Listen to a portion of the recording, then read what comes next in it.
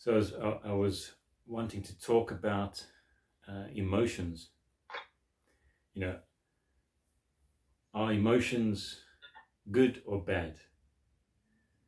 Are they? Is there something wrong with them?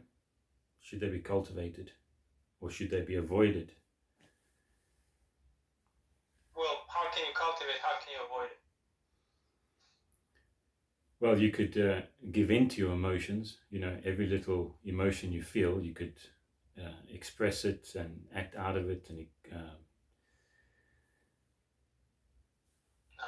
just run with it, kind of thing. You feel a sense of love, so you start hugging everyone, telling everyone how much you love them. Go with what you feel, right? Yeah. You get angry, just get angry. Punch someone in the face. Hey, enjoy. So I mean, I asked that question, but I know the answer. Are emotions good or bad? Well, some emotions people will say are good, and other emotions are bad. But are emotions, the world of emotions, is it a good thing or a bad thing?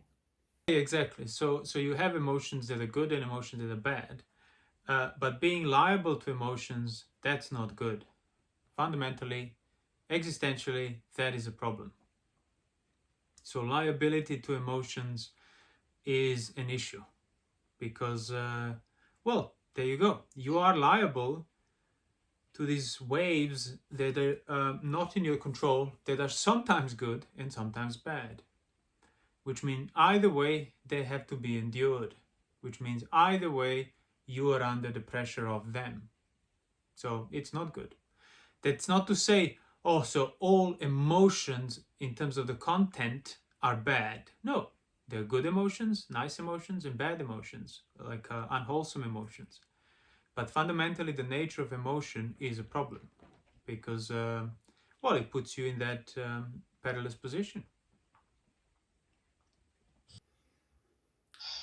Which is being subjected to, feelings. Exactly, that's fundamentally what the problem is. Like, people tend to not think about the feelings or emotions when those are good or when those are not too threatening or not too not reminding, not dangerous and so on. But those things change. You can get some feelings that will be revealing the danger, the unpleasantness, and that you don't know the escape from it. And then you realize, feeling is the problem. You wouldn't be in a position of kind of pinned down by an unpleasant feeling of something that happened that you don't know how to escape from if you haven't been cultivating gratuitous ownership, appropriation, and carelessness in regard to the feeling per se.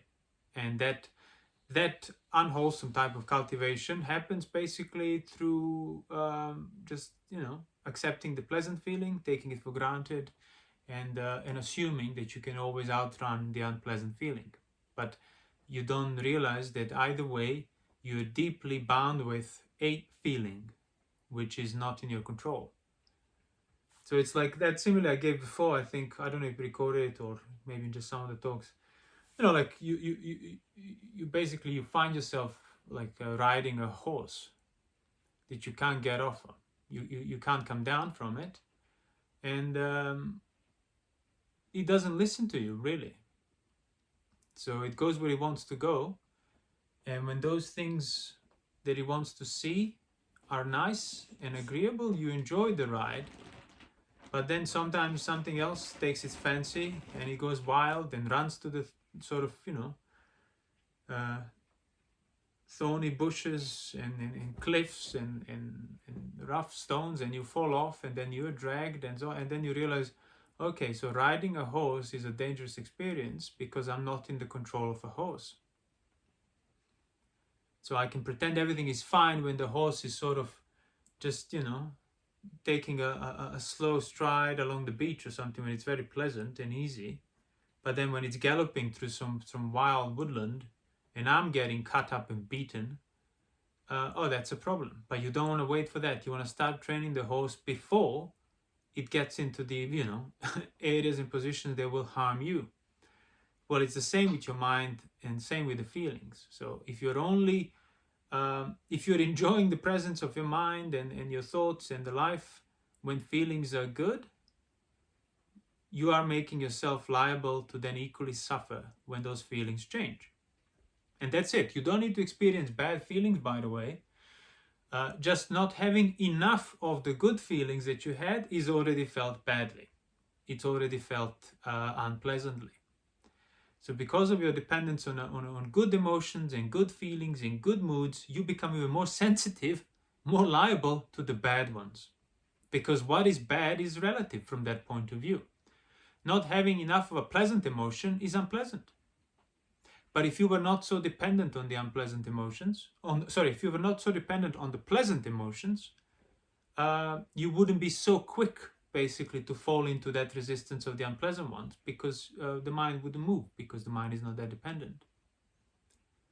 So that's what I mean. It kind of dependence on emotions and feelings, not that you can stop them, but you can certainly not appropriate them, or as the Buddha would say, not welcome them, not delight in them, not lose perspective in regard to them. And that's what you want to do. So you want to be creating a broader context in regard to whatever you're feeling here and now that's enduring.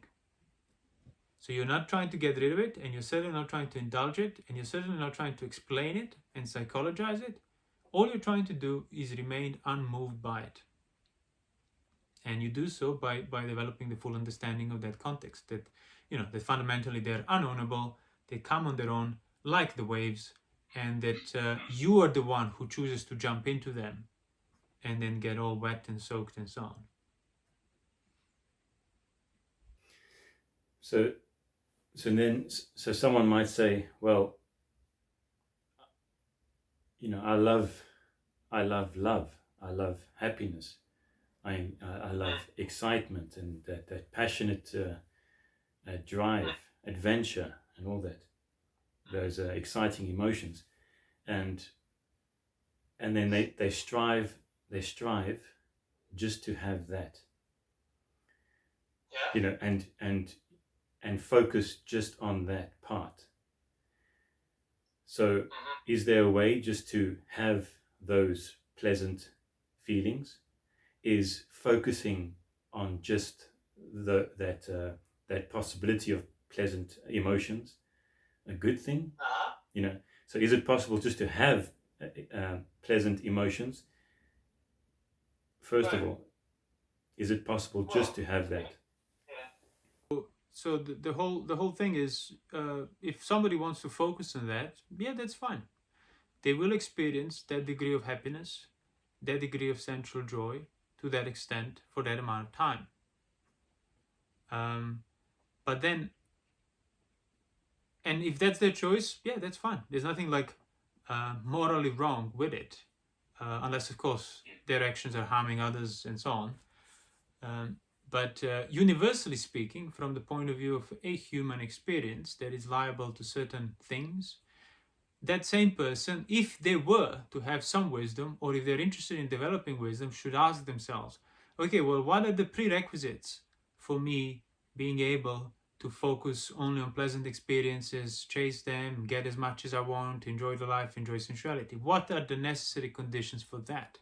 Well, being alive is the first condition. Being healthy is the second condition. Having functioning senses is the third condition.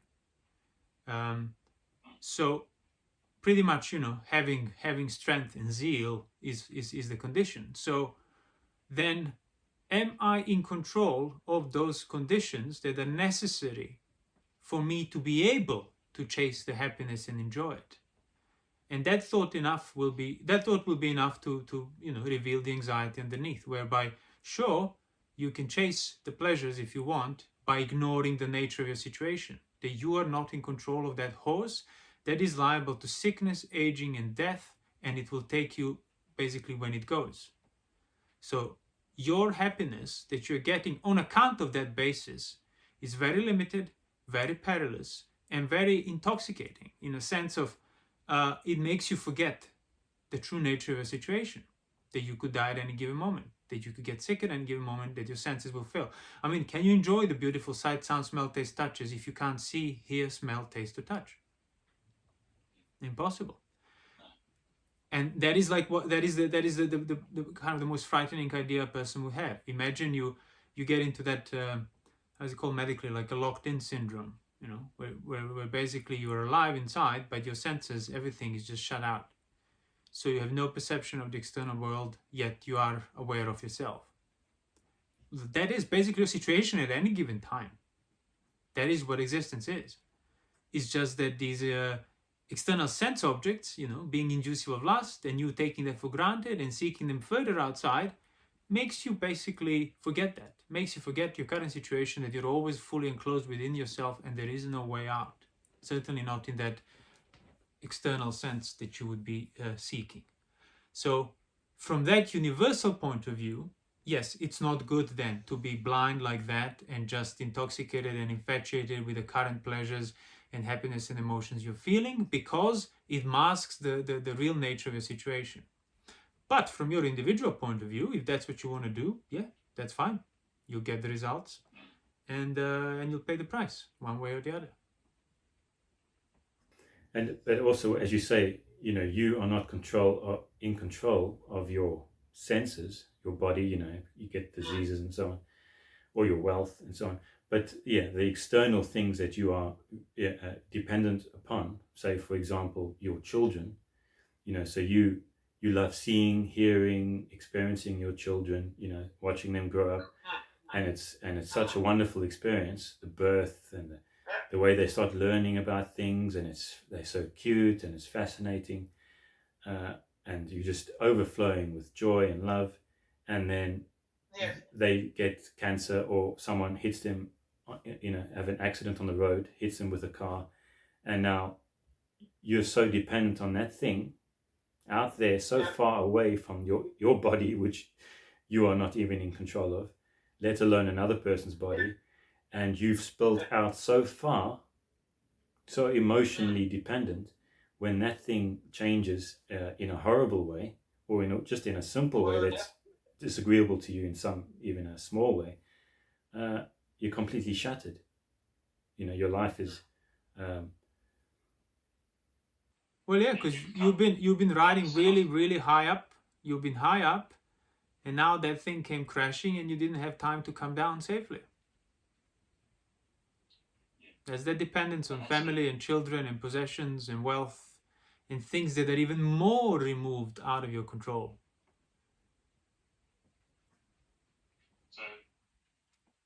So then, you know, if you're speaking to a person who is dependent on those external things, very emotionally dependent, and you know, it is a wonderful thing to love your children, to be kind to them, and you know, but there is that danger there. So, but that's the reality of it. So, like, people will often then kind of jump into conclusion that, so it's dangerous, so you're saying it's bad to love children. It's, as I said, it's not a moral question. It's from the universal point of view of your situation.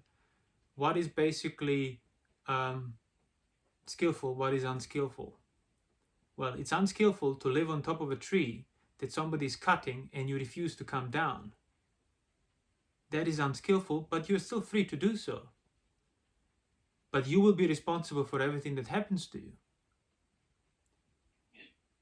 So again, the choice is on the person, and if if they don't absolutely know any other way to live, any form of withdrawal or sense restraint, well, the most you can do is encourage them at least to be virtuous within that perilous situation. But if a person does want to practice and is familiar with the Dhamma, and is in that position of depending on external circumstances to that great extent, well, then, yeah, you might just want to remind them of the implicit peril and the sense of urgency that's right there, visible to them. Because that's having a perspective on that thing that you love, you know, having a perspective that, yes, things could, you could experience good things, pleasant feelings, so to speak, but you can equally experience painful feelings. Things can be going quite well for you, and then all of a sudden, you get a disease, there's an accident, there's a murder. Those things happen in the world. So you can focus on all the positive things in the world, all the lovely things, the adventures you can have, the excitement, the new discoveries, and so on. But if you just see that part of the world, you are narrow-minded in that sense. And then when the other part affects you, you are going to be, surprised in a horrific kind of way. You're going to be. Well, that's the thing. Like, a person can also then choose to just be focused on the negative, and equally lose perspective. The point is to find the middle ground, and then you will feel responsibility on account of it and the weight of your actions, and you will choose much more wisely, even, as I said, even without needing to renounce the whole world and become a monk and so on.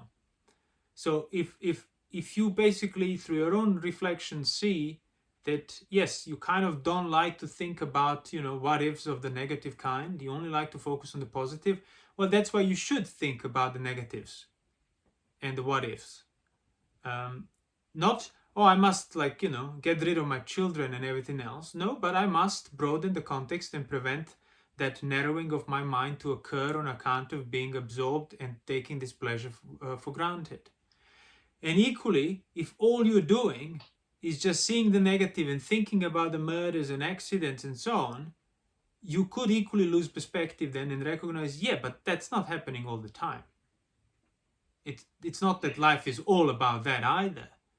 So from that point of view, you could then kind of, broaden that narrowness by actually thinking on the good side, on the there is friendship in the world, there is kindness, there is wholesome, there is virtue, there are results of good actions.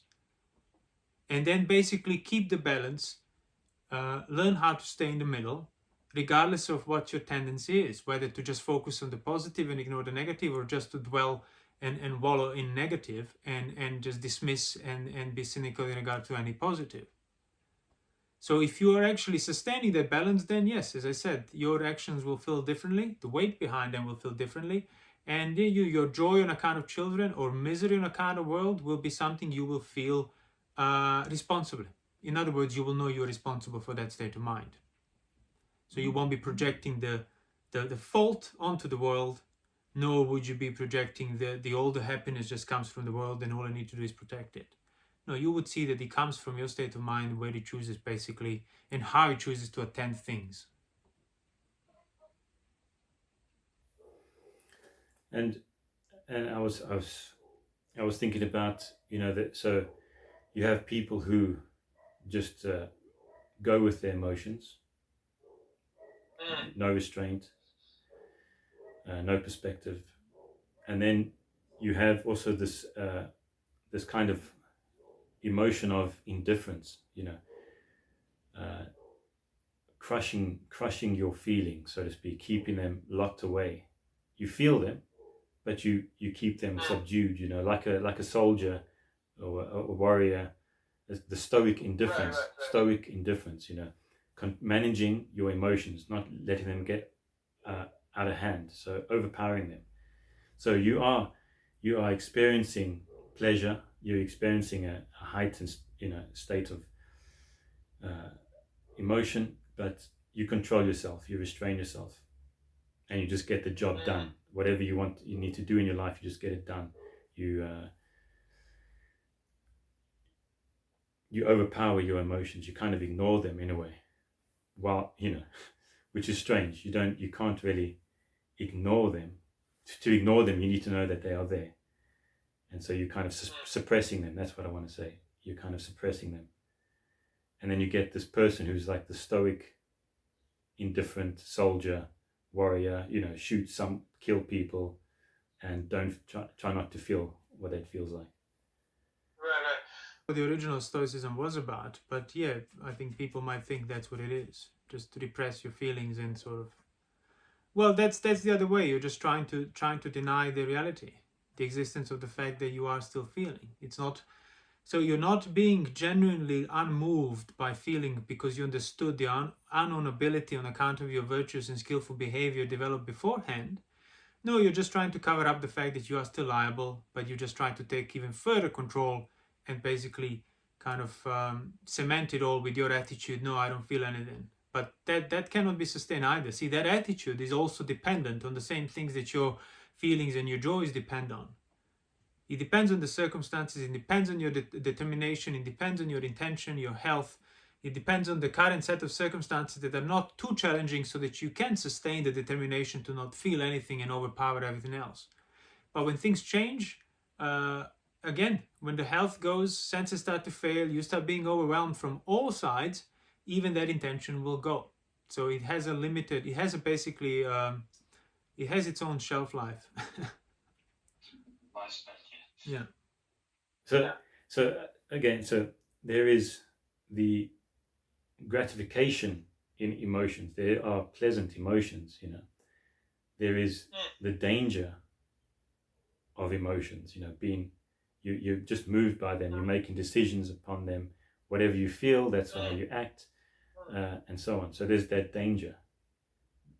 So how not to be moved by emotions, how to escape them. So you will be able to not be moved by emotions which are on the level of your mind if you have sufficiently practiced not being moved by all the things that are kind of the results of it. So if you stopped acting carelessly, without perspective, unwholesomely with your body, and sustain that as your day-to-day living, that perspective of certain non-action, you know, the aggregate of virtue we spoke about. Equally, if you have ceased all the unwholesome actions by speech, they were rooted in all these other like subtler movements due to emotions and so on. And then eventually you'll be able to equally remain unmoved and not act out of the mental state of whatever you're currently feeling. But you cannot live your life the way it is, which is undermined and controlled but influenced by emotions, and somehow magically expect to just be able to pull the emotion part out without everything else changing. That's like pulling the bottom, like a house of cards, pulling the bottom card out and expecting the whole kind of creation to remain standing. That's not possible, because everything is rooted in how you feel. So that's why it's not like I must stop doing everything, because that's another doing. Thus, it's impossible to accomplish stop not doing of everything. But you can direct your doing in the direction that will tame your mind, reduce the dependence of you on your emotions and pleasures. So it's not about killing the horse and strangling it while you're riding it, because you come crashing with it. It's about training it. It's about not going where you know you shouldn't be going, and developing that strength and ability of sense restraint, and then sustaining it. So there is no other, like people might assume, oh, there's some great magical revelation will come out of my sense restraint. No, sense restraint will come out of the sense restraint. And once you start seeing that, you see a direct link then to how you develop and train that horse. Like this, by preventing it from doing things it shouldn't be doing, by making it do things that it doesn't want to do, but we both know are good for it. So basically, again, skillful reflection, skillful behavior, precepts, and sustaining mindfulness on account of those actions throughout the day. That is what you should do. And you will know that that in itself is already a benefit. That is already a reward. And when the mind settles, when the whole settles into that, then you get even a higher reward. Now, you are the one riding and controlling the horse and telling it where to go. It cannot drag you into the thorny bushes where you're going to get strangled and with your head knocked off and so on, because you're in charge where it goes, and it listens to you now. And that is true, pleasant abiding here and now. And that takes to be developed. So there is a state of mind that can be developed that can last, you can say, last forever, for as long as you're alive. Well, last as long as you're alive, not forever. Yeah. So and that is what you, in a way, that's what you're talking about, that state of peace. Exactly, a state of wholesome peace. And obviously, as I said, depending on how much, it depends how much you allow that horse to still engage with its wild desires. To that extent, you can expect kind of the corresponding peace.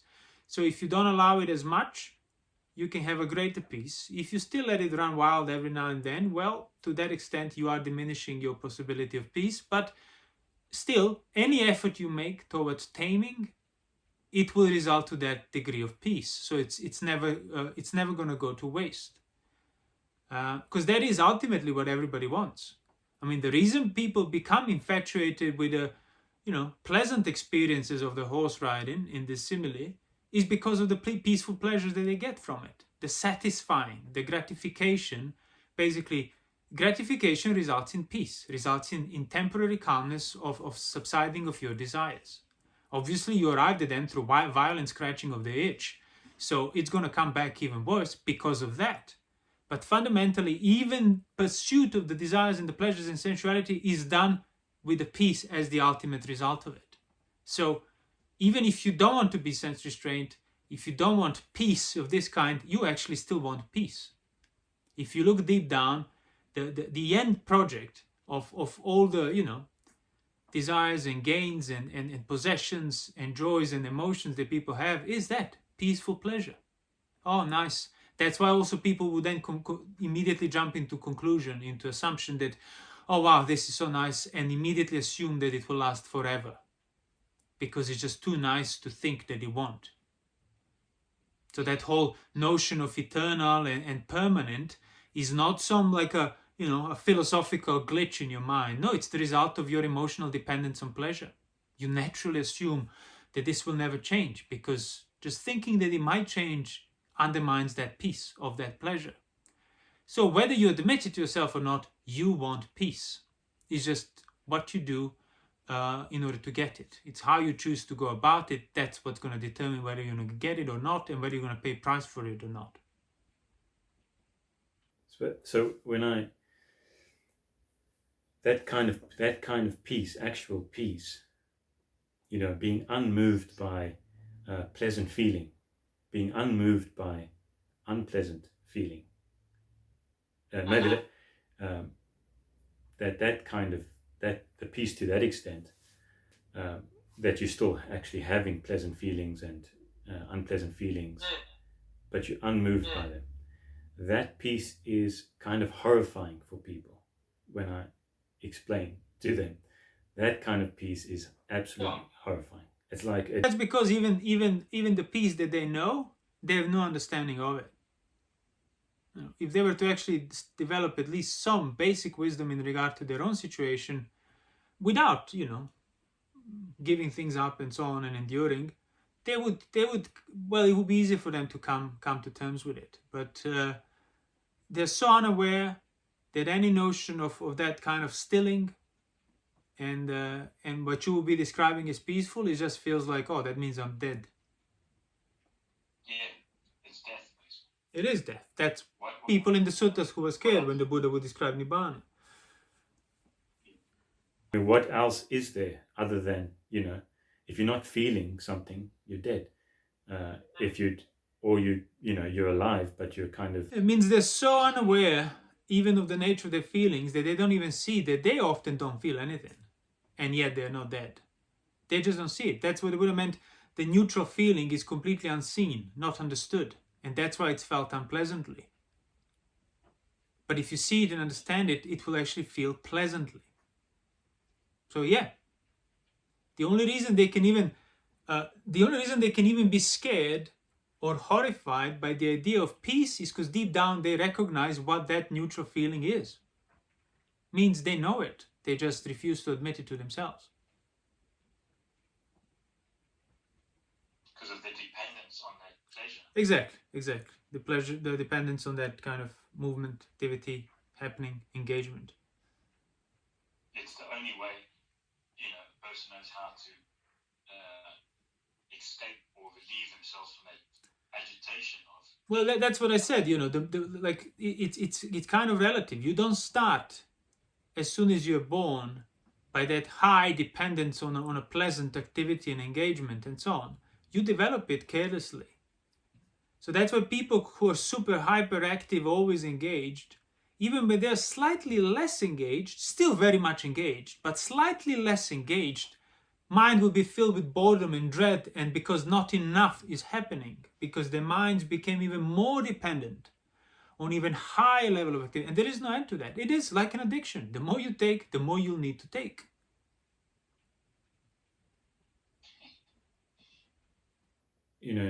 Not getting emotional is a sign that you are handling your feelings.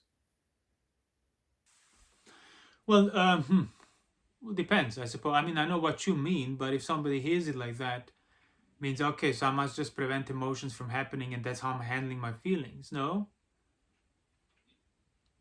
You must not be acting out of your emotions. So that's how you're handling your feelings. So you're able to let them arise to the extent they want to arise. Either way, you won't be moved by it. That's how you're handling your feelings. Because managing your feelings, managing your emotions is still management. You're still having to do. You're acting out of it. Yeah, you're overwhelmed by an emotion, thus you are needing to handle it. Whatever you're feeling, whatever emotions are pressuring you, you have the threshold of the virtue of the precepts. That's your container. Within that, you focus on not losing perspective in a situation for as long as the emotion lasts, and not giving in to the pressure to act out of it. So it's not going to be perfect in the beginning. You will be still doing it to some extent out of desire to manage it, get rid of it. But if these sort of frameworks are protected, that motivation will subside and you'll start doing it more and more rightly. Right, it's like that, as you're saying before. So you handle your emotions, don't act out of them. You can then gain a restraint and so on. You gain a perspective on your feelings, which means you can start understanding their nature, what the fundamental nature of feelings are, and thus be free from them. So when, no matter how intense they come manifest. Yeah. At that point, you would be able to start seeing that freedom from feeling is not freedom from feelings arising. It's freedom from basically you owning them. You cannot own them now, even if you want to. They're truly seen as impersonal things out there in the world that come and go. So they cannot move you because it's not yours, not your problem. And that's truly not felt.